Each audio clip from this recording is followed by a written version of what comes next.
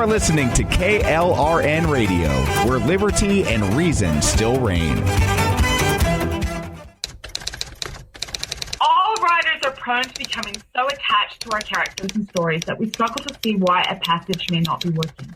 It takes another set of eyes to help us nurture our writing into full maturity. At Black Wolf Editorial Services, we strive to enable writers to develop and grow, shaping stories into masterpieces that can stand the test of time. Editing services are provided for all genres and all age categories. Services range from critiques of the short story through to line edits of the full-length novel and copy editing for those preparing for publication. We also offer assistance on generating a writer's bio for your websites, as well as help with those book blurbs and promotional material. We won't abandon you to the masses. We want to celebrate with you in your successes. Black Wolf Editorial Services, nurturing your writing into maturity. For a full list of services and prices, visit us at blackwolfeditorial.com.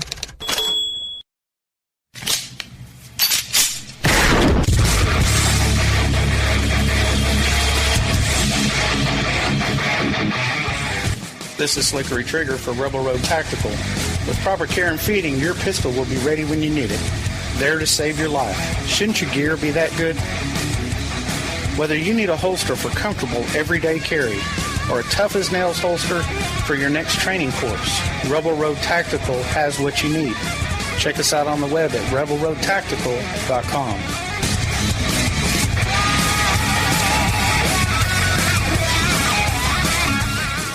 What's going on, KLRN Radio family? This is your friendly host, The Wens, of Wens World Radio. Follow me on Twitter, at Wens World Radio, and I'll follow you back. Welcome to Wens World. You're in Wens World, and it's time for Weird Science. Oh yeah, it's Weird Science time, and you know we bring the experts back from Reasons to Believe out there in the great state of California, this time with Dr. Fuzz Rana. How are you, Dr. Fuzz? Jay, I'm great. Happy New Year, by the way. Oh, thank you, sir. Happy New Year to you as well. I wish the very best for you and all of your colleagues at Reasons to Believe. You can find them online, reasons.org, or connect on Twitter at RTB_official. And this week, we want to talk about the vaunted subject of the woman's brain, but to be more precise, the pregnant woman's brain, and how pregnancy and having children can actually have long-lasting alterations in their brain structure. So we wanted to bring Dr. Fuzz in here to help clarify this study that took place and help me make some sense of it. So Dr. Fuzz, without further ado, drop it on me, brother. Yeah, well, to start off, I just want to make the point that I've learned over the years to be very careful when you're talking about pregnancy, particularly in front of women, as a man. And particularly when you're talking about a discovery that says that women lose gray matter from their brains as a result of being pregnant. But actually, it turns out to be a good thing. That brain alteration actually is very critical in establishing an attachment between the mother and the child. But this was a study done by a team from Spain who were interested in what effect does pregnancy have on a woman's brain? And what motivated the study was actually what happens to us during adolescence. We get a surge of sex hormones when we go through adolescence, and that actually alters our brain. And in fact, it's part of the process of brain growth and development in adolescence. And so pregnancy is characterized by also a surge of sex hormones. And so the researchers wondered, what effect does that have on a woman's brain when she becomes pregnant? And again, found that pregnancy actually alters the brain. So are these good alterations or bad alterations? Is it necessarily a negative thing to lose gray matter, or is there something positive to take out of this besides the inevitable connection between mother and child? Yeah, well, this actually is a good thing. It doesn't sound like losing gray matter is a good thing, but in some circumstances it can be because it's part of a process called synaptic pruning, and that's a $25 term that just simply means that some nerve cells die in order to strengthen connections between nerve cells in the brain, forming networks. And in this case, the networks that are involved in this synaptic pruning in women relate to social cognition and something called the theory of mind network, which basically is reflecting our capacity to recognize other people and that those people have minds like ours, allowing us to anticipate what they're thinking and even what they're feeling. And this is what makes it possible for human beings to form complex social networks. So, and in fact, I'm sorry, go ahead. I was just going to say, in fact, we're unique among all animals in having this theory of mind capacity. And so that's what is driving mechanistically the attachment between mother and child. So in essence, what you're saying is that not only does pregnancy breed people, but it breeds empathy. It sure does. And of course that's very important for human beings because unlike other animals, we have a significant amount of time that we spend in childhood and adolescence. And so if there's not this tight bond between mother and child, the infant probably is not going to survive. Again, if you're just joining us, we are with Dr. Fuzz Rana. He works out there at Reasons to Believe. He's VP of Research and Apologetics, and he's an author of a couple books, Who Was Adam? Creating Life in the Lab, The Cell's Design, and Dinosaur Blood, and The Age of the Earth. So we talked about long-lasting change earlier on in this interview, but are these changes permanent? Do they cause permanent structural changes, or do they kind of go away as the kids kind of leave the nest and go about their own business? I mean, at this point, nobody really knows the answer to that question, but in the study that was done, they monitored the brain structures up to 2 years after pregnancy and noticed that at least for 2 years, it was a lasting effect. And again, that makes sense because it's critical to have that mother-child attachment, for a long period of time, even after the birth of the child. So we don't know the long-lasting effect, but it does seem to be permanent, at least up to 2 years. Now, I know this is going to go kind of off script here. We're talking about the pregnant mom, but what about the father figure in this circumstance and situation? Let's say he connects with the child. Does he have any, changes in his brain structure, or are we just as dumb as bricks as ever? We're, bad news, Joey. We're just dumb as bricks because they actually saw no changes whatsoever in the father's brain. And again, I'm not quite sure what to take away from that, other than it more than likely means that what's really driving the changes in the mother's brain, are the sex hormones that are being released at high levels during pregnancy. Because, the fathers also go through similar environmental circumstances as the mother's preparing for the birth of the child. There's stress, there's all kinds of changes taking place in the lives. So this is a way in which the researchers could determine that it wasn't environmental effects that were causing the brain changes, but it was actually due to the sex hormones. And again, that makes a lot of sense because throughout most of human history, the father would leave the mother and the child to go off and forage for food, to hunt for things, things like that. And so that attachment is much more critical between mother and baby than it is between father and child. Right, that makes sense because the father's out hunting. He may not come back, but mom's at home nurturing the child, making sure that the child survives ultimately. Yeah, but, I would just say, from my experience as being a father, that it's real important that you are spending time with your kids and you are establishing that special bond. It's just not that you're hardwired in a way that your wife is, to establish that deep connection that only exists between mother and child. Wow, that's so awesome. Again, if you're just joining us, we have been with Dr. Fazal Rana, better known here in Wens World as Dr. Fuzz. He works out there at Reasons to Believe in California. You can connect with them online at reasons.org or on Twitter at RTB_official. You can also connect with Dr. Fuzz himself at RTB_FRANA. Dr. Fuzz, always great to have you in Wens World. I can't wait to talk to you next time. Thanks, Wayne. Sorry.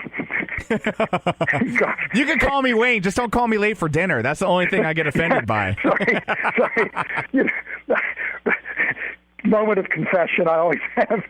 I always think of Wayne's World when I think of your show. Wayne's World. That makes sense. I love it. So sorry. Let me try that again. No, this is all going out. This is in concrete. So make it count. Thanks, Joey, for having me. It's always a pleasure to be with you. Well, you are welcome, Dr. Fizz. I appreciate it.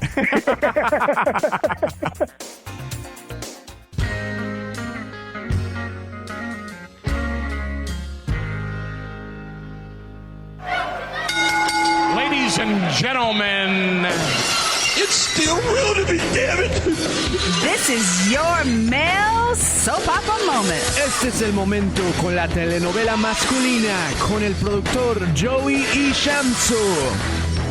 And a very, very special guest today, the one, the only, Atlanta's own Vinnie Bucci in studio in Wens World. Welcome to Wens World, Vinnie. Thank you so much for having me, man. I'm excited. This is great. Yeah, dude, it's such a pleasure to have you. Of course, at Rags to Riches Raggie in studio as well. I'm here and I've had lunch. And the Belle of Life has joined us in addition to that. But here we are, Snowpocalypse 2017. We've survived so far, but the clouds are rolling in. Old Man Winter has snarled again at the great state of Georgia. But all that aside, here we are, Wens World, the male soap opera moment with a brand new voice to be had. And for those of you who aren't familiar with Vinnie Bucci, without further ado, sir, please introduce yourself to the citizens and patrons of Wens World. Ladies and gentlemen of Wens World, my name is Vinnie Bucci, a.k.a. The Booch, and I am a huge wrestling fan, have been my entire life. Some of you might remember me from the Booch cast, and of course, Daytime Fighting League on Adult Swim, which I was excited to be a part of season 1, and of course, from my days with TRG. So I've been I've done a lot here in comedy in the radio world for a long time, and I was known as the wrestling guy back in my old last time I was on radio. So I'm very excited to be on Wens World and to take part in this wrestling discussion. Yeah, man. Thanks so much for coming out here. And of course, last week at Rags to Riches Raggie, actually at Shamso84 on the Twitter sphere, if you will. And of course, follow her and Vinnie Bucci on Twitter as well, correct? Yes, at Vince Bucci, VinceBucci. There you go. And last week we were talking a tad about several things, one of which was the belt switching hands so often now in the WWE universe, both on the Raw and SmackDown brand.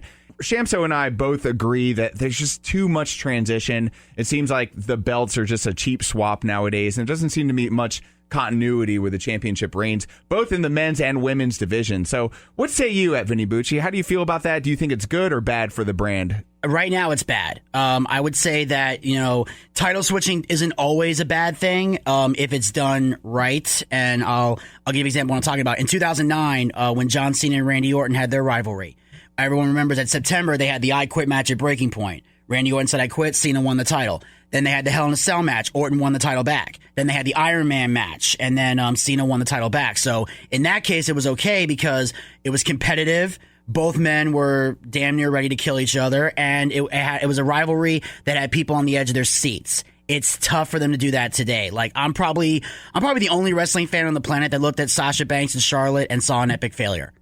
You are actually not the only one at Shamso84. Yes. Please weigh in on this. Yes. Yeah, I'm over it. It's just too much. Like, one pay-per-view, Charlotte wins. One pay-per-view, Sasha Banks wins. Like, can we get one person to hold the belt for at least 4 pay-per-views? Well, here was the problem, is that Sasha never held it, never won it a pay-per-view. All her wins were on Monday Night Raw. Yeah. And this is what bothered me about it, was it's basically a concept of this. The company wants Charlotte. The people wanted Sasha. Mm-hmm. Like, literally, since the women's revolution started, when Charlotte, Sasha, and Becky all got called up to the main roster, and I know this, I was at the Phillips. Me too. The night they got called up. Do you remember how crazy they got? Yep. There was a "This is awesome" chant during a women's segment, which at the time you would have never thought you'd heard. Exactly. So that was an amazing moment. So, and here's the thing. Leading up to that, throughout the whole women's revolution, there would be matches like where they put Sasha with Naomi and Tamina, and they were the team bad. Mm-hmm. If Sasha wasn't wrestling, the crowd was chanting, "We want Sasha." It was like they were hijacking the show with Sasha Banks the way they did with Daniel Bryan years ago. So you would think, logically, Sasha would have came out of that rivalry. So at first, I was a little annoyed with Sasha and Charlotte trading the belt back and forth, but it didn't bother me at first because I thought, okay, maybe in this Iron Man match, they're going to let Sasha win in the end and have her go on at WrestleMania. But when Charlotte took the belt back, it destroyed everything because it pretty much showed that they want to build a company around Charlotte despite the fact that no one can stand her. Not just because she's a heel, but because she's not good. Her problem with Charlotte is they're trying to build her to be like her dad. And she's nothing like her dad. Because the biggest difference between Charlotte and her dad, and you're welcome to disagree with me if you think, what made Ric Flair the greatest wrestler of all time is that he could work a great match with anybody. He could take a guy who's been working 16 years, a guy who's been working 6 days, put him in the ring with Ric Flair. He'll make that guy look like $1 million. Charlotte only looks like $1 million when she's fighting Sasha, Bayley, or Becky Lynch. You put her in the ring with anybody else, she's like uncoordinated. It's like Ric Flair is a horseman. Sasha's an uncoordinated gazelle. I want to see Charlotte go against Nyla Jax and see how that pans out. That would have been amazing. Yeah. But Bayley, I'm like, oh. Well, we've run up against a hard break, so we're going to have to get back to this next week and focus more on Cena and the possible transition that he'll take from SmackDown to possibly taking the Rocky turn and heading out of the WWE altogether. Until next week, Vinnie Bucci on Twitter. One more time, your handle. Yes. I'm at Vince Bucci, VinceBucci, and you can check out the Boochcast Monday, Wednesday, and Friday on Blog Talk Radio. It goes live from 12 p.m. to 3 p.m., and then we have it in the archive section where you can check it out on Facebook at the Boochcast. Awesome. And then at Shamso84 and the Bell of Life. And the Bell of Life. That's all I have.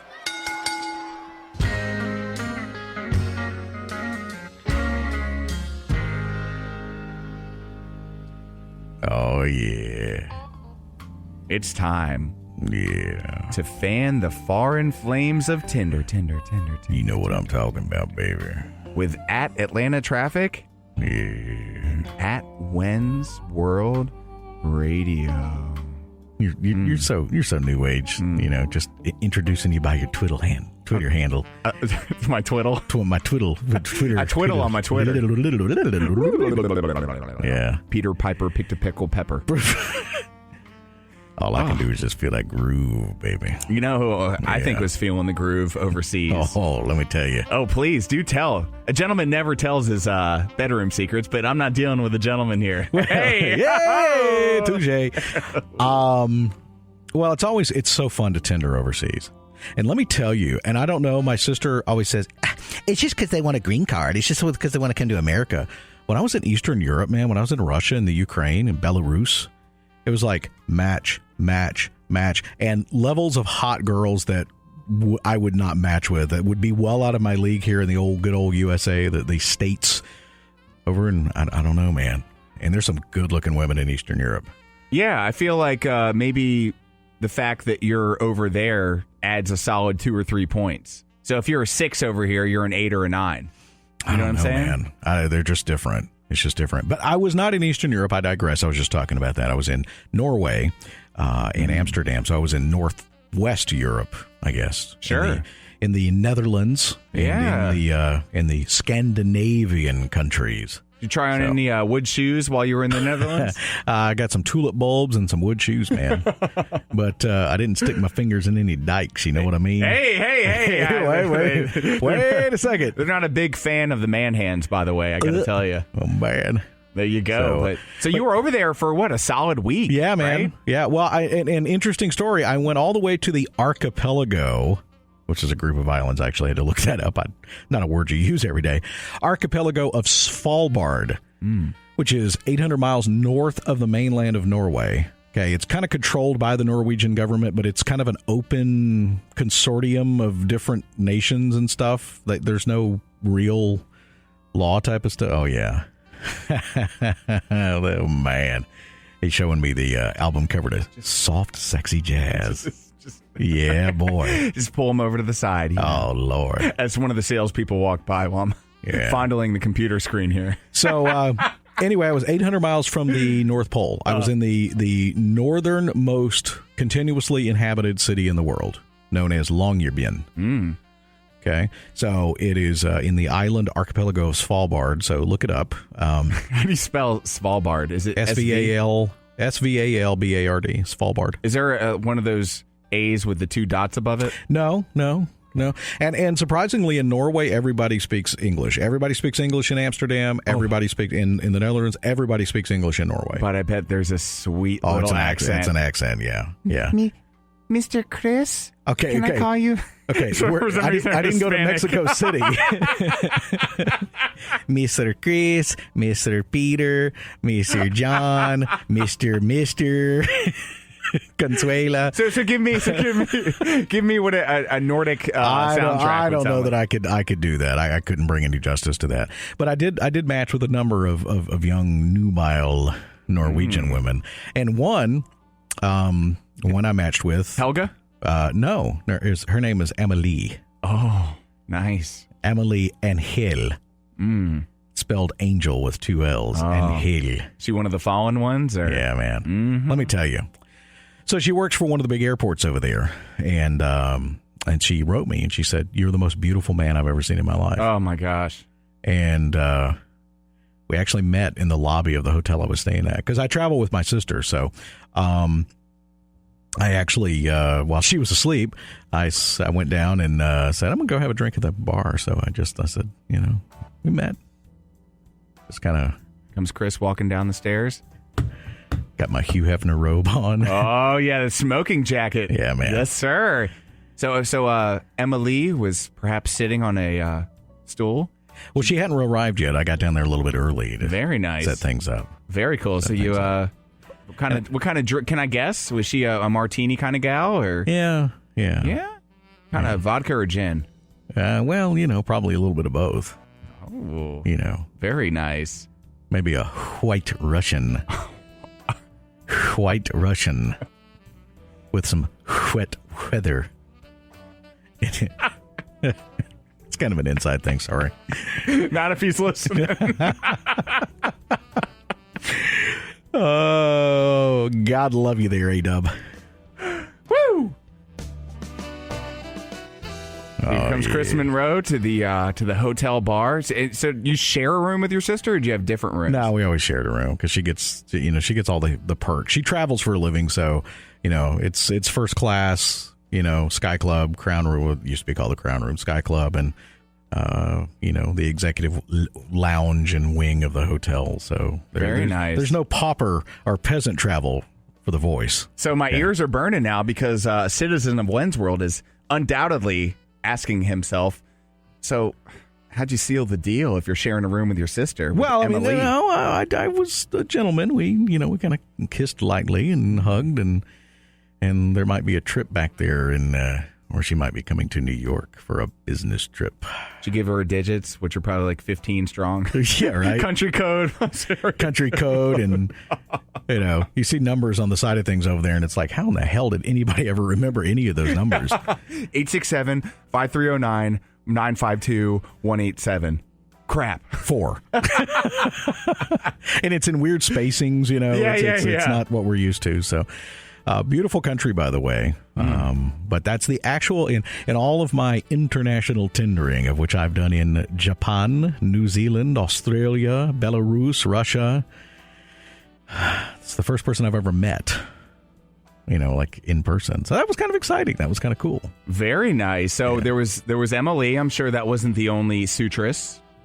Oh, well, no, there were more. Indeed. But, one's enough per episode, I suppose. You don't want to overdo it here. Don't want to overdo it. Yeah, you got to leave them wanting more. And I'm sure she's wanting more next time you come back, if you know what I mean. I will, I'll let you read through some of the conversations we've had there. Oh. All right, so I guess it's time to clean things up and get to the heart of the matter here. And the heart of the matter is music. Music just makes the world go round. The world was spoken into existence by spoken word, right? I guess that would make sense since it was spoken. And music is just an outlet to deliver said spoken word or a crafty instrumental. But in any case, the gift of Music Foundation is delivering the word of music around the world. Wow, that is an amazing setup there, Mr. Wins. Well, thank you, Mr. Monroe. But you guys are doing big things. You got a lot of goals for 2017, and 2016 ended on a very high note. I'm sure lots of last-minute contributions, deathbed wishes, all sorts of fantastic... No, we did it. We had a great 2016. I mean, we just closed the books. We were able to grant 3 Christmas wishes from 104.7 The Fish. That we actually went through the wishes that had come in and keyword search for musical instruments. So we were able to fulfill those wishes, which is really cool, and we want to just do that a whole lot bigger next year. But the big focus for 2017 for us is going to be an instrument acquisition campaign. One of the things we want to do is become the biggest provider of instruments for students across Atlanta and then eventually across the country. So what we're going to do is we'll have programs where we will rent instruments to those who can afford them, obviously for a monthly fee to help offset our cost. Sure. and then obviously we'll provide free rentals for students that can't afford it. So all students will have an instrument. Those in the areas that can afford the rentals that would just rent from a music store will help us out.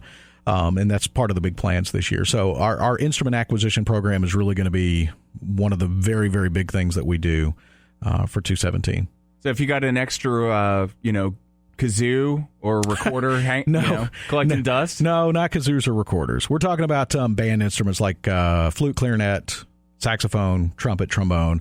And we need, especially if people have instruments that are in really good condition, we'll take anything usually. Minus the piano, right? Yeah, no acoustic pianos. We'll take digital pianos, cool. That are electronic. But yeah, acoustic pianos are just a nightmare to move, and they're just too expensive. I mean, we don't have anywhere to put them. Right. Or anywhere to move them. Oh, and then usually have to spend thousands of dollars revamping them. So anyway, that's what we're looking for. But even if somebody doesn't have an instrument, they can help buy an instrument for us. So we're gonna initiate one of the things we're working on is an instrument capital campaign. So that if so I don't have a flute or a clarinet or a saxophone to donate, but I can donate the $500 or a portion of it, to help provide that instrument for our fleet. So what that fleet then, once we have the assets, we'll be able to spend a portion of it to generate revenue for the foundation. Okay, through commercial rentals, and then we'll have the gifted rental program.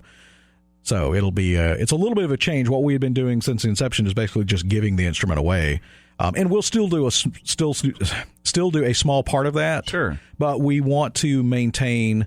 For instance, if somebody is able to start renting or they get into a better situation, then we can get that instrument back, right, and give it to somebody else who needs it, so that we're not always trying to search for instruments. So a lot of good ideas. We've learned a lot in the last 18, 19 months of having this thing going. So, and there you go. If you want to help contribute either financially or volunteer time or give up an instrument. Yeah, we need that too. Yeah, we need time, resources, and time and resources. I mean, that's really pretty much what it boils down to. So, maybe you've got anything that you'd like to donate to us. So, we need a vehicle. One of the things we need is like one of those old transit vans. There's a lot of those old Transit Connect vans that they've got today.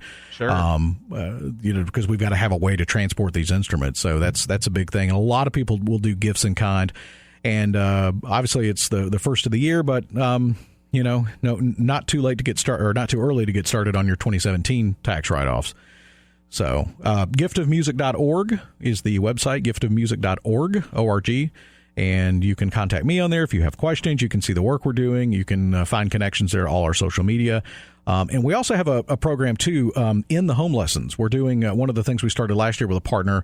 It's called giftofmusiclessons.com, and you can actually schedule a lesson, and one of our very well vetted, very experienced lesson people come to your house. You don't even have to take the kid or yourself anywhere. So that's a separate website, giftofmusiclessons.com. It's really cool, though. And just so you know, none of the money that you donate goes to Chris's Tinder campaign. No, completely separate. No, it does not. All of the money I make at the radio station goes here to that, and some of the money I make at the radio station goes into the foundation too, to offset those lean months when donations get kind of thin. So, but it's a labor of love, and you've helped so much, man, over the last year of being on Wins World to help promote this cause, and I know a lot of people have heard it and maybe have said, yeah, I've got that. I need to, why not, take the time as you're hearing it this weekend, go find that instrument, go on our website, pledge the donation, get it to us, if you've got an instrument or if you've got time that you can donate, that you can volunteer for. So, I mean, we need time in all sorts of ways, from board of directors appointments to people to do website work, graphic design, writing. I mean, we have communications. Sure, you name it. We've got there's something for everyone. No kidding, and I'm sure there's a lot of college kids out there looking to get their work out and be able to not only put out their talents, but also put them to good use. And this is a perfect way to do it. So reach out to him online, giftofmusic.org, and connect on Twitter, right? Yeah, we've got our Twitter handle is actually on is on the website too. You can just click social media, and the links to all Instagram, Twitter, all of our stuff, LinkedIn, everything is there. And Tinder's up in the far right too, right? No. Connect with Chris on Tinder through the website as well. Yes, you might be able to. Emily, if you're listening, you can donate to your saxophone to the Gift of Music Foundation. Did I just go Hispania on that, or what? I don't know. Everything turns into, it's like It's a one-track mind here. Trying to do a Ruski accent, it all of a sudden goes to Mr. Peter, Mr. John, Mr. Bonnie. I need more lemon pledge. Chris, man, it's always a pleasure to have you in When's World, man. I can't express how important not only you are to me, but also to the show, and how important it is to get the word out about such a worthwhile cause. And I mean, it's an honor to be able to be part of that. Well, and it's an honor to be here too, man, and I appreciate that. And I love to see a grassroots program like yours. You know, I love people who start something from just nothing. Yeah. And you're taking every opportunity you got to build and grow. You know, and by the way, tell your friends about this program too. If you're listening, you know, direct them over here. There's a lot of good stuff. I mean, the programs are all different. That's for sure. If you listen, I mean, they all have a different flavor. It's like Neapolitan. 1 week you get chocolate, with the other strawberry, and soon you'll get vanilla. And then once they melt, they all kind of meld together. Mm-hmm. I lick the lid. Am I the only guy who licks the lid? No. All right, thank God. I was starting to feel alone in this place. All right, I gotta go beat the snow, man. Beat the snow. I gotta go beat the snow. It's Snowpocalypse. Snowmageddon 17.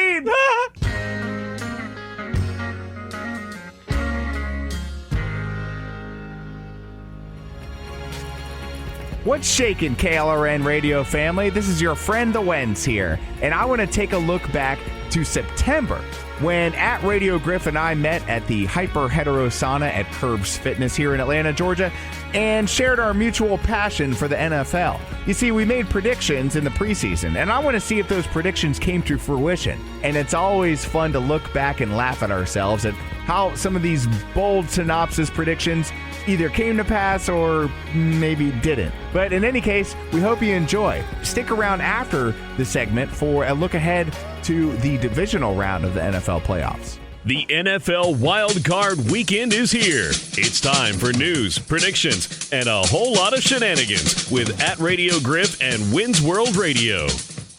Well, here we are, a strong 17 weeks after we initially met at the Hyper Hetero Sauna at Curbs Fitness. With me at Radio Griff. What's going on, man? Time flies. It's already been, like 4 or 5 months? Yeah, time flies. We're back there at that sauna. Mm-hmm. Now we're making football picks every week. Playoffs are starting. Yeah! It's snowing. Yes! It's a beautiful thing, and here we are in When's World. I'd like to take this opportunity to look back, and I baked some humble pie for the occasion. And I hope you have an appetite. I don't like to look back. I look forward. Oh, well, come on. That's the spirit. But I like to, I have the ability to laugh at myself, and it's quite easy to. So let's start with the least favorite conference in this room, and that would be the AFC, right? Yeah. So I guess we'll start from the East. So why These not? are our original predictions. These are the original predictions, and then we can talk about who actually won and looking back in hindsight, because that's always 2020. So without further ado, our AFC East predictions. Oh, it's the Patriots. They're ticked off, and they're going to go maybe 3-1 with Jimmy. Brady's going to come back. They're going to go 12-0 with Brady. They're going to be fired up to win. Whoa, 12-0 with Mr. Deflategate. Yeah. Woo! Those He's ticked. He wants one for the thumb, right? He wants one more ring, and stick it to Goodell.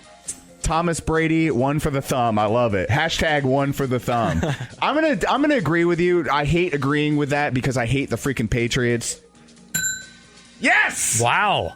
We were both correct. We were. I was almost dead on. You were. It was scary how good I am. And you know what? One for the thumb. I think the ring is in the mold right now. It's looking good. I'll tell you that. Schmeigel is on his way with the ring to the Super Bowl 51 this year, right? Sure. Good God, it's 51 years since the inception of the merge of the AFL and NFL. Crazy stuff. Let's move to the AFC North. This division was kind of down to the wire between Pittsburgh and Baltimore. Yeah. Let's see here. AFC North. Here we go. AFC North. Of course, we were talking about the Bengals earlier. I think their only significant competition is Dirty Ben, right? Yeah, it's the Bengals or the Steelers in that division. The Ravens might give either one of them a little bit of a run. Browns are trash. Yeah. I think the Steelers pull it out. They're just a superior team overall, I think. I think the Browns have like 16 rookies starting this year. So one of the youngest teams in the whole league. It's going to be insane to watch how all that molds together. Wow. Yeah, I don't think I gave a prediction. In hindsight, to be honest with you, I wouldn't have picked Pittsburgh. So there, at Radio Griff wins that division. Yeah, but I had the Bengals being a little better than they were, and I was wrong there. Well, they fooled both of us. Yeah. I mean, who would have thought? We all thought Marvin Lewis would at least win 10 games, then lose the first playoff game. Exactly. As usual, per Marvin Lewis. God rest him. Not that he's dead, but rest him. We don't know. He could be the first celebrity of 2017. Who knows? Oh, God. The casualties began here in Wins World. Let's take a look at the AFC South. Ugh. Oh, boy. Oh, this is a tough division because there are 3 decent teams right here. We're looking at Jax, Indy, and Houston. What say you at Radio Griff? Right. I like the Colts. I think the Jaguars are a little better. I really like what Tennessee's building down there. I think the running game and Marcus Mariota, I mean, they've got it going. I think they're going to be good. But I think this is the Texans' breakout year. They finally do it with Brock. Great coach in Bill O'Brien. He's like a quarterback whisperer. I think the Texans are going to pull off this division. Yeah, I'm going to disagree. I'm going to go with Indy here. I like Jacksonville originally. They say not to talk with your mouth full, but this humble pie is hitting the spot. At Radio Griff, correct again. Now, I said like a breakthrough year. I don't know if I would call the Texans had a breakthrough year when they benched their $300 million quarterback for Tom Savage. Hey, but Bill O'Brien, great coach. He pulled it off in the playoffs again, 2 divisions in a row. Yep. Can't argue with that. And their defense still ranked number 1 despite not having J.J. Watt for a majority of the season. But they played for him all year. Yep. They had him in their hearts. Play for J.J. Yeah. So that was the South. Let's take a listen. I'm 3 for 3, bro. Oh, my gosh. I know. It's blowing my mind, man. It's almost like you knew what you were talking about. Hey. Let's head to the AFC West. The world champion Broncos, are they going to defend that title or what? Oh yeah, they'll win the AFC West for sure. I don't think. I think the Raiders might be the next best team in that division. Some people are picking the Raiders to win the division. Wow, that's huge. That's a slap in the face, right? If you're Denver, I mean, right. I'm gonna go. I'm kind of feeling Kansas City this year. Wow. Here we are. The Wens gets 1 right or 2 right. I got New England and Kansas City. I was almost right with the Raiders. They were up and coming. Sure. Until their quarterback broke his leg. But no, Kansas City, good choice. I mean, they might be the only team that can give the Patriots a run. I mean, think so. Alex Smith, man. Andy Reid. Holy smokes. Yep. And the wife-beating Tyreek Hill. He's doing all right for himself. He's really the reason they are where they are. That guy is unbelievable. I mean, special teams this year in Kansas City has just been unfreaking believable. So that's the AFC at Radio Griff. Not bad, 3-1. I'll take it. Can't complain. Wins World Radio, 2-2. So let's hope I can make up some ground in the better conference. I think we can both agree on that. For sure. Yeah, the National Football Conference. And let's start with the NFC East. I really like the Redskins this year. I think Kirk Cousins, big year for him. He's fired up. Dak Prescott and the Cowboys, they'll be a solid team. But, without Tony Romo is the Cowboys. Yeah. I'm not a big fan of the guy, but he seems to win, and he's not going to play. So you got to go with, I think, the Redskins and Kirk Cousins. Yeah, huge offseason signing there, shoring up Kirk Cousins for a couple more years. You know what? I'm going to go with my Birds. I think the Eagles. What? I think the Eagles are going to win that division. I think Dallas is going to be good, but they're not going to be great. I think Ezekiel Elliott's going to have a lot of help from that offensive line, but there's a lot of question marks at quarterback position. I mean, for the love of God, they signed Sanchez, so things aren't that great in case Prescott gets hurt. Look, he's a runner, and we all know what happens to running quarterbacks. Their careers aren't that long. So we'll see how that works out. I think Zeke is going to have a huge year behind that huge offensive line, but I'm going to go with EAGLES there. Wrap it up, Wens. You're just repeating the same damn things over and over again. But I was partially right. You were. Yeah. And no one saw coming what Dak and Zeke did this year. Yeah, no kidding. I mean, no one. Not to mention, I don't feel bad about missing out on that. Yeah, I mean, they went 13-3. I mean, nobody thought, like you said, at Radio Griff, and the defense stepped up also. Yeah, that's a big part of it. Yeah. That's a big part of it. No thanks to Mark Sanchez, who threw, by the way, 2 interceptions to Jordan Hicks, who I mentioned in the last episode. But all that aside, that's that. Well, we both lost the NFC East. The Redskins didn't like that. They didn't. Surprising. Kirk Cousins, man, choked under pressure. Poor guy. He's still gonna get paid like $30 million a year. So yeah, I don't feel too bad for him. Plus, he has a college degree from Strayer University, where you can continue your education outside the classroom. Online classes available. StrayerUniversity.com. Nice. They in no way endorse One's World, by the way. It's not Plugola or Payola. If you're listening, 8th floor. All right, NFC North. Here we go. Right. Yeah, I think it's between the Packers and the Vikings. I think the Packers, they just have more experience, and they're going to pull out winning the division. But I like what Minnesota's doing, and apparently in Minnesota, they really believe this might be the year, considering they traded a first-round pick for Sam Bradford. Ugh. This guy keeps getting passed around and getting traded for high pieces. It's incredible. So the Vikings might give him a battle, but Packers pull it out. I'm going to go with the Packers only because of the uncertainty of the Minnesota Vikings quarterback situation. Obviously, Aaron Rodgers, discount double check. You can't go wrong with that guy. He just knows how to win. He's like the Brady of the NFC. Much to my chagrin, he does. I hate the Packers. I hate them. Yeah. But, yeah. They're a great team to hate. I think a lot of people can be on board with that. All right. So 4-6 to winning out. He told us to relax, and we should do just that. Yeah, it's, best quarterback in that division, right? He pulled it out. It's incredible. I'm almost, as I said in that clip, I do hate the Packers, but I'm almost kind of rooting for them now a little bit, I think. I don't know what's happening to me. Yeah, well, it's kind of easy to root for him because you don't want to root for the Seahawks. That's true. Right? And you don't want to root for the Falcons. The Falcons have the worst fans ever. All Matty Ice MVP. Get out of here. Get out of here. Come on. You should see that the vein on @RadioGriff's forehead is bulging right now. He's fired up. Yeah, Aaron Rodgers is the man. And, if you're Olivia Munn, you got to feel good about this because he delivered on his promise. So he's a man of commitment, and he follows through. So, hey, he'll probably never cheat on you, Olivia. But by the way, at least with another woman. Let's say, hey, this is a family show. Well, let's go to the NFC South here. Ooh. No, the Panthers. How do you... Unless Cam gets hurt. Ugh. Cam gets hurt, okay, they don't win. But if everything stays status quo, Panthers run away with this division. They might not lose a division game. Yeah. Who are they going to lose to? Yeah, that's a good point. I think they've split with Atlanta, right? Did they split with Atlanta last year?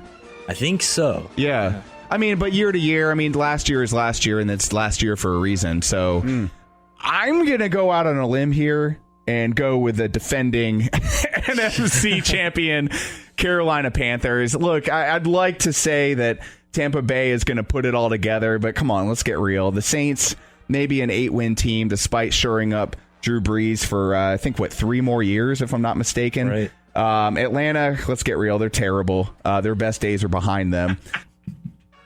Wow. Oh, this hurts. You know what? But I'm still to this day not buying Atlanta. I don't care that they have a bye. I don't think they've beat anybody good. They're not a good football team. They just aren't. And they're going to get exposed in their first game, whether it's against the Seahawks or the Packers or the Giants. I can't wait to watch it happen. Yeah, I'm still looking at the schedule of the Panthers. What division team would they lose to this year? But I was wrong too. I'm not. I'm throwing rocks in the glasses. You know what? I'm not a big Cam guy, so it really doesn't hurt me that I was wrong with that. I'm kind of okay with it. I'm kind of glad. Right. But nah, way off on that, man. I don't know what happened up there. Phew. I didn't see the Falcons winning this division, and by the margin they did either. But I agree with you. I think they're one and done in the playoffs. Much to the chagrin of the local ATLians here. Let's move to your division, your favorite division, the NFC West. Yep. It's going to be interesting. The Rams are in L.A. That's kind of sexy and cool and fun. Yeah. Seattle's always good. Niners, Kaepernick chaos, Chip Kelly, lots of craziness. Cardinals are supposed to be a favorite to maybe win the whole league this year, win the Super Bowl. And I'd love to come on here and say, Chip Kelly is going to, in his first year, turn around the San Francisco 49ers. Colin Kaepernick's going to eventually be starting games, and he's going to return to glory, and they're going to win the NFC West, just like those old Harbaugh years a few years ago. But I don't think that's going to happen quite yet. I think they'll be 8-8, and I think the Cardinals, they'll win this division. They'll pull it out over Seattle. Okay, like a game or two? Yeah, I think it'll be close. Okay. But I think the Cardinals will do it. Yeah, I'm going to go out on a limb here and go with the Seattle Seahawks. Wow, dead on there. See, I'm just such a big Niners fan. I couldn't pick the Seahawks. Well, they got really close to 8 wins. I mean, I love what you said. You know, it probably... I said Kaepernick would come back and play and start again. He did. Yeah, you did say I said that. This was just the beginning of him and Chip Kelly's relationship. Sure. That lasted all of, less than a year. No, things aren't good in San Francisco. I'll tell you that. Well, this is one of the things that you were super excited about. Things I'm excited about. I'm excited about the Cowboys and Tony Romo being terrible again. Amen to that. He's getting hurt. I love it. I'm a big 49ers fan, you know. So I'm excited to see your old boy Chip Kelly come in, see what he can do. I mean, anything's an improvement over the gym coach we had last year as our head coach, Jim Tomsula. Yeah. So that's going to be exciting. Be excited about. What do you think? On my end of the field, I really love the starting quarterbacks. Yeah. It doesn't matter what I think. Here's the thing. It couldn't get any worse. I see what's going on here. Than a 5-win season with Jim Tomsula. If you really watch the team, they played harder. Harder for Chip Kelly. They were better coached this year. Chip Kelly got a raw deal. He didn't want to be out of a job, so he just took the first job that came to him. It wasn't a very good situation. Bad owner, bad GM. Now everyone's blown out, besides the owner, because he owns the team, as he reminded us in his press conference earlier this week. He says, you can't fire owners. That's not happening. So surprise there. Yeah, things aren't good in San Francisco. So right after this, I'm flying there this weekend to interview for either the GM or head coaching job. Oh, well, you got to let us know how it pans out for you. Hell, they hired Jim Tomsula. It could Why happen. not hire some dude who works in radio and works out at Curves Fitness? Well, not to mention, that six-pack and those flexing pecs that at Radio Griff is doing here in One's World. Why not? Your Madden record is superfluous. I mean, the way that I saw you dominate that 10-year-old online the other day. Right. Can Chip Kelly do that? No. Can Kyle Shanahan do that? No. You know what? Who are the other coaches out there they're talking about? I don't know. I'm better than all of them. Absolutely. Put me in, coach. Yes. Colin Kaepernick, starting quarterback forever. So they're at Radio Griff, 1-3 in the NFC. Yours truly, 2-2. So there it is, our division picks. But I want to move ahead to the postseason since we're here. Yeah. Let's rewind several months and listen to our picks. I think in the end, you're going to see Tom Brady, the New England Patriots, defeat. Does it matter who they defeat? Probably the Packers, maybe the Cardinals. It doesn't matter. Brady's going to be on that podium, and he's going to win it all. One for the thumb, stick it to Goodell. And you know what? He might walk away right then, like Peyton did this past year, and just say, you know what? I can still play at peak performance, but I'm walking away right now just because I can. Suck it, Goodell. And then Jimmy's going to start next year for the Patriots, and they're going to go 14-2. And it's just going to be this never-ending dynasty, and Bill Belichick's going to live forever. I like it. I think we could turn this into a movie franchise. I'm going to go on a slightly different perspective here. I think Green Bay beats Kansas City. Oh, how boring would that be? It is a stink fest. I think I'd rather watch Dancing with the Stars or something. Yeah. It might be on TV at that point.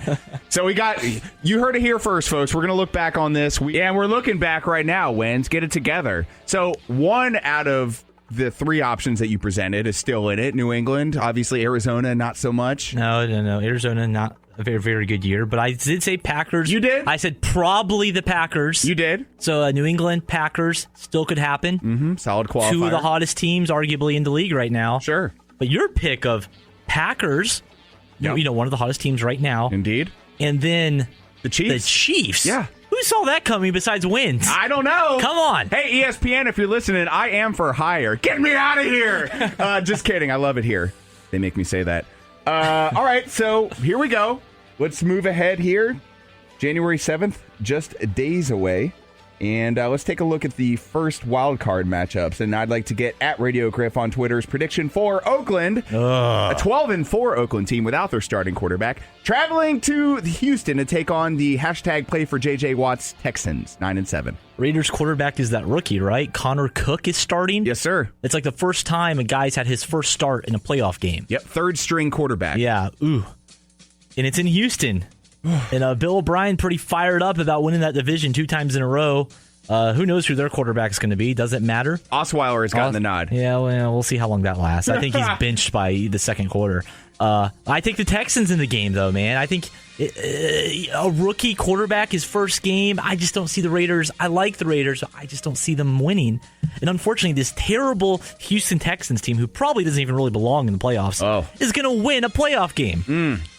Again, I think we do need to revisit the notion of just because you win a division, let's say at 7-9 several years back with Seattle, hosting a home playoff game. That's I ridiculous. think it should be record-wise, exactly. 12-4, the Raiders are, Yep. and they have to go on the road to Houston? Here Come we are. on. Modern-day application of said problems here. And let's move ahead to that 8:15 game, same day, Saturday the 7th, as Detroit, the second-place NFC North team, travels to the Nest to take on the Seahawks. What say you? Two teams that are kind of trending downwards going into the playoffs. Seahawks just aren't the team they used to be, especially at home. Like you couldn't win there. Yeah, like it was impossible. They'd lose maybe one game every 2 years there for a few years there. Right. But I take the Seahawks in this game, man. They have the experience on their side. I just don't trust the Lions at this point. I'd prefer the Lions to win for sure. Right. But that offense, Stafford suddenly just not clicking how it was. Sure. The beginning of the year. I like the Seahawks. Again, you're so on point. I mean, week 16 and 17, Detroit had the opportunity to solidify the NFC North, and they just, let it go right between their fingers, and I just don't get it. I mean, that game last week between them and the Packers shouldn't have mattered. Yeah, they should have wrapped that mattered. up. Exactly. They blew it. Yep. And so there it is. I think it's going to be a lot closer than some of the pundits indicate here, but I also will go with Seattle at home. The 12th man's going to make it real difficult for the Lions there. Both are correct. Final score, though. I'd like to get your final score for not only the Lions Seahawks, but Raiders Texans. Raiders Texans. Let's see. The Texans, they can put up 18 points a game. So I'll give them 18. The Raiders, are they going to put up any points with a rookie quarterback? Let's say 12. 18 to 12. Wow. Real barn burner there, huh? Seahawks Lions. Man. This could get high scoring, maybe. Let's say 31 to 27 Seahawks. Wow, I like the 18-12 score. Reminds me of there's some safeties inevitably in that game. Yeah, it's gonna happen. I like it. I like it a lot. I'm going to take the Texans by 7. Let's call it 21-14, and the Seahawks by a last-minute field goal.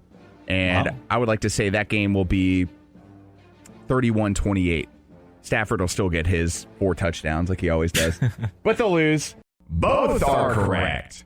Now let's move ahead to the Sunday games. January 8th, Miami, a surprise Miami Dolphin team, traveling to the Steel City to take on the Pittsburgh Thieves, also known as the Steelers.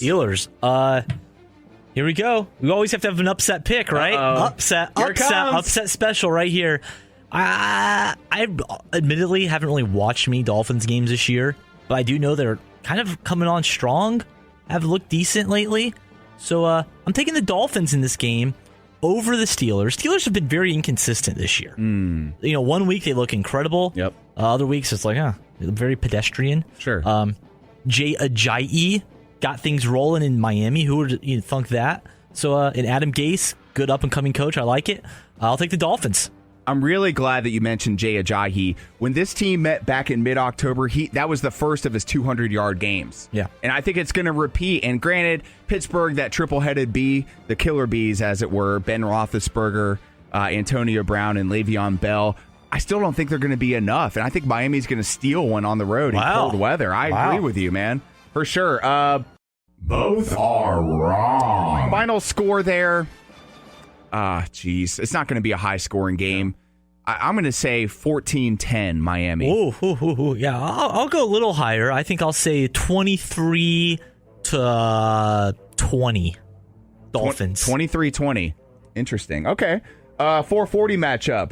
The New York/New Jersey Giants traveling to Lambeau to take on the Packers. Best game of the week, I think. Awesome matchup. Yeah. Giants, a little distracted maybe. Wide receivers, Odell and the boys going down to Miami to hang out with Justin Bieber on a boat on their off day. Smoking the devil's lettuce? I don't know about that, but I like the Packers in this game, though, man. I think Rodgers is just going to keep rolling. Lambeau's going to be rocking. It's going to be cold as all get out, I'm sure. Yep. And Aaron Rodgers ain't losing a playoff game at home. It's not happening. Packers are going to beat the Giants. Much cheese and Milwaukee's best shall be consumed Sunday around 5 o'clock. For sure, man. I mean, Green Bay has to win this game because Aaron Rodgers said relax, and I'm completely relaxed if you can't tell. Not to mention, they have to keep winning to solidify the Wins' legacy for his prediction to come true, to come to fruition. So, yes, Green Bay wins this week, and I think they win by a margin of 11 points, 28-17. I'll go 42-34. Holy cow. Packers on top. It's going to be a defenseless game, much like an NBA All-Star game. Right? Both are correct. So that's all we know for right now. And, of course, the bye week blues, or actually, it's not really sad for these teams. They earned it. They did earn it, but sometimes the bye week in the playoffs can be a curse. Falcons. Mm-hmm. And we'll know more about that come next Saturday as the Falcons host I believe it's going to be Seattle. It'll be if Seattle wins, it's Seattle. And if they lose, then it's Green Bay, right? Whoever wins that game. Okay. Obviously. Wow. Well, of course, Green Bay. Because if the Lions beat Seattle, Lions are going to Dallas no matter what. Right. So yeah. So it'll be Green Bay. Green Bay. Oh yeah. And last time they played Atlanta, they didn't have Randall Cobb. They didn't have Ty Montgomery. That's what I'm saying. The Falcons when they beat the Packers. And everybody, the Packers weren't good. They beat the Packers. I can't believe it. Yeah, they weren't a good team then. Yeah. Get over yourselves, Falcons fans. Get over yourselves. Matt Ryan's not the MVP. It's Tom Brady or Aaron Rodgers. Completely. If not Colin Kaepernick. If not, I would throw him up there as well. Time Magazine cover boy. Not to mention Robert Griffin III. Sure. Johnny Manziel. Sure. Another candidate there. Johnny Is he still Unitas. alive? He's actually scraping the barnacles off of Justin Bieber's boat down there in Miami. So there's that. And, of course, we'll see the other matchup as the Cowboys shall host, the Lions or... If the Lions win, they're going to Dallas. Right. So if Seattle wins, they're going to Atlanta. And then the Dallas would play the winner of Packers-Giants. Again, this is a tangled web we weave here in Wins World. And then we'll have to look ahead to the following week of the conference championships. Woo! But let's not get too far ahead of ourselves because at Radio Griff and the Wens here are a mere 4 games separated. And I would like to continue the record here and hopefully win out strong. I want at least 5 ahead. I want to be able to, every time I pass at Radio Griff at Wins World Studios, to high-five him and remind him of his 5-game lapse in judgment there. We'll have to find out, and there's a lot of football to be played. At Radio Griff, always a pleasure to have you here in Wins World. Thank you so much, sir. Yes, sir. Great. Alas, we were both correct on 3 out of 4 of those playoff games. Both of us lost the Dolphins-Steelers matchup, both calling for an upset special on Sunday, January 8th, and we were wrong. But we were correct on Raiders-Texans. Both of us chose the hometown Texans there. Correct as the Seahawks pounded the Lions. And we were also right as the Giants got pounded by the Green Bay Packers. So a look ahead to next week. Yours truly believes that the Seattle Seahawks will march into Atlanta and beat the Falcons. I'm not going to give any final score predictions, but I will say I believe the game will come down to a mere 3 points. A field goal, a last-minute field goal by Seattle.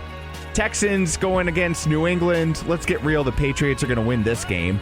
And then the Sunday games, the Chiefs will beat the Steelers, and the Packers will defeat the Cowboys in Dallas. We'll have to look back on some of these picks, and of course, we'll look at Radio Griff and yours truly's picks from this week on next week's show. I know, this is getting confusing. Let's move on. Excellent! You're listening to the Spark Radio Network, internet radio like you've never heard before. Innovation, creativity, and imagination are all said to begin with a spark. So fasten your seatbelt and take the ride of your life and listen for the spark. Is debt beating you down? You need discipline. You need the Debt Ninja. If you've been caught in a financial trap and need to be set free, then you need the Debt Ninja.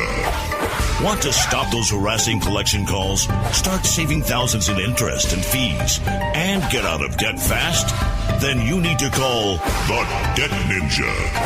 The Debt Ninja will find the best companies across the country that will help you consolidate all your bills into one easy payment, reduce your payments by 30 to 50%, and get you out of debt fast.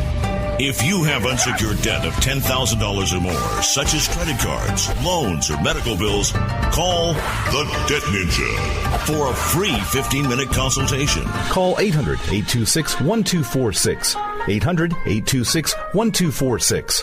That's 800-826-1246. Call today. The Debt Ninja.